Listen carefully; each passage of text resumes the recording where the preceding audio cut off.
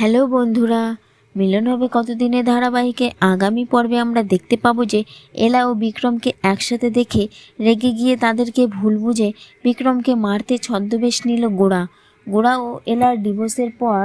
তারা যখন আলাদা হয়ে যায় তখন দাদুর প্ল্যান অনুযায়ী গোড়াকে নিজের মনের কথা বোঝানোর জন্য গোড়ার সামনে বারবার ক্রিস, রেমো, দীপ্ত